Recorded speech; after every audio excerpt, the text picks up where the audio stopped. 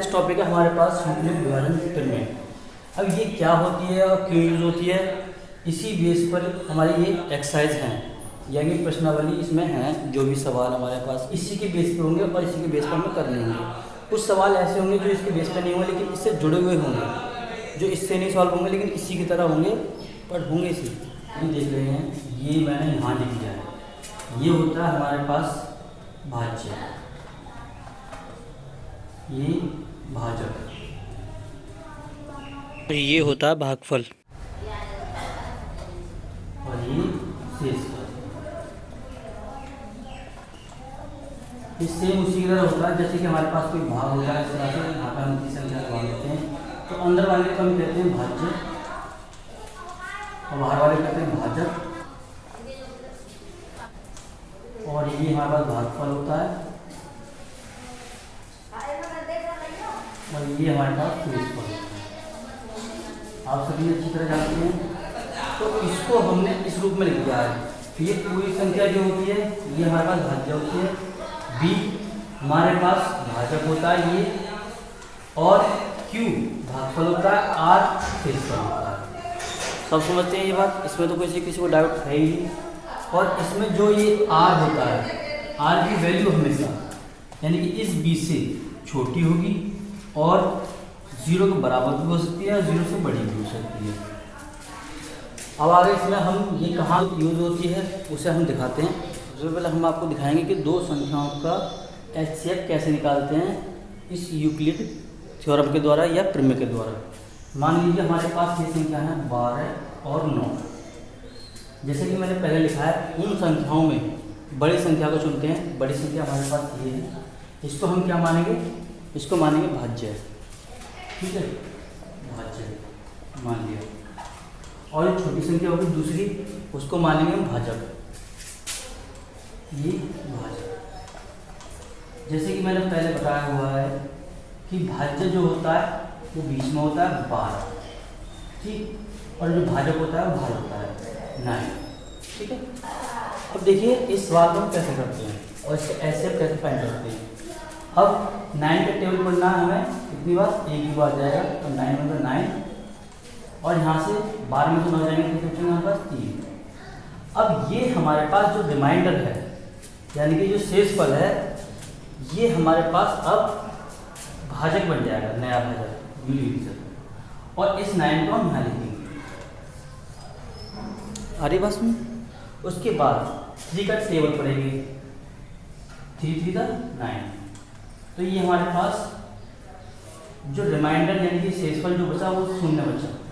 जब भी हमारे पास रिमाइंडर या शेषफल 0 यहाँ हो जाए तो उससे जस्ट पहला वाला वो हमारा एचसीएफ हो, एचसीएफ इक्वल टू 3, और यही हमारा इसका आंसर। और ये प्रोसेस जब तक करना जब तक हमारा रिमाइंडर या शेषफल 0 नहीं आ जाता।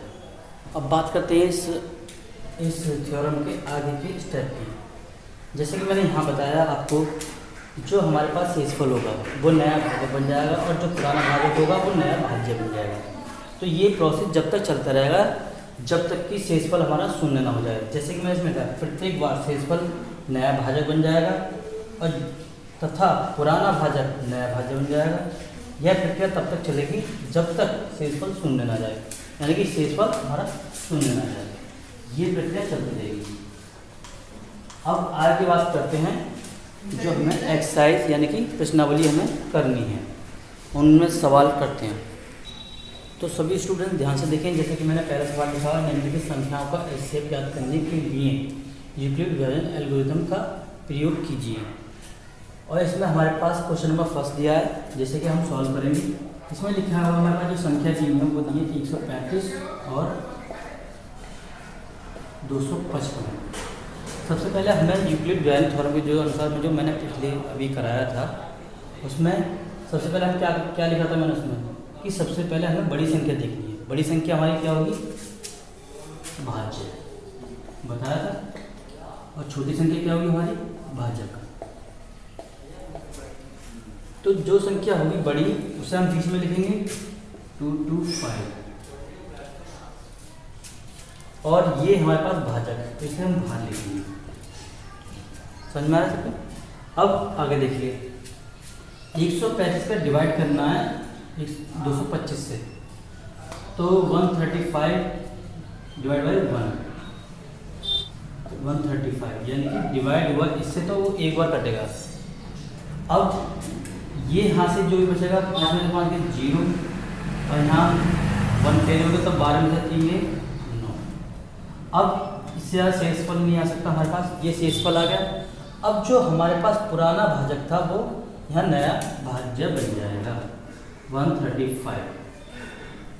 अब 90 को डिवाइड करना है इससे,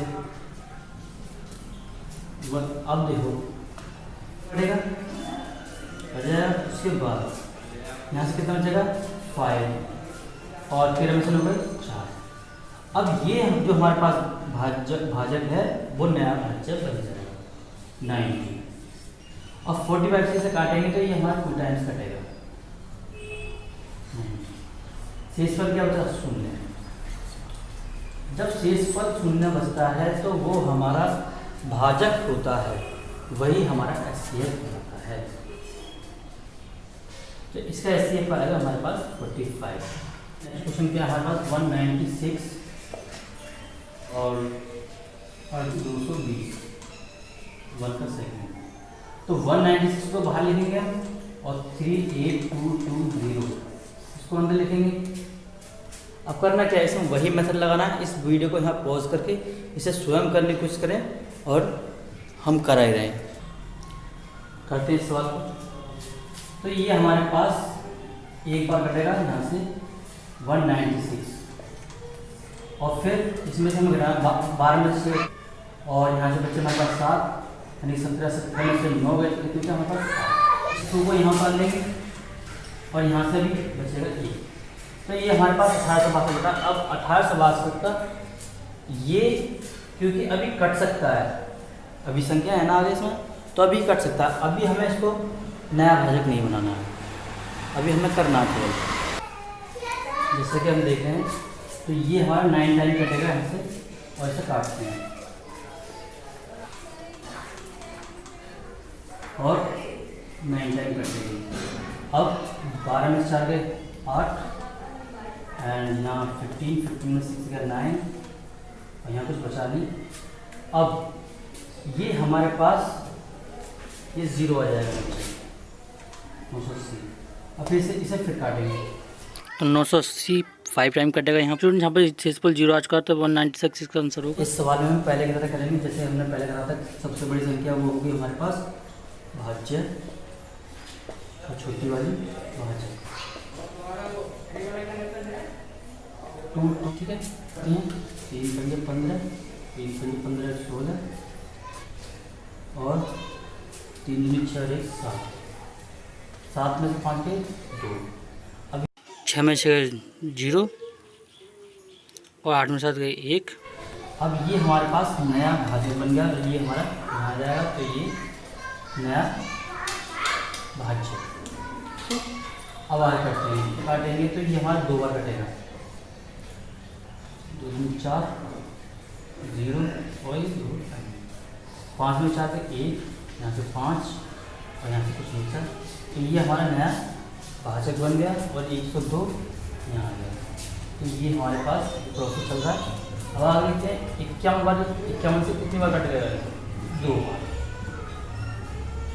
102 लिखेंगे और ये शेषफल 0। जब शेषफल 0 बचता है तो वो हमारा एचसीएफ जो लास्ट वाला भाजक होता है वही कहलाता है। हम इसको आ सकते हैं एचसीएफ इक्वल टू 51। यही हमारा आंसर है। तो आज के लिए स्टूडेंट इतना काफ़ी है।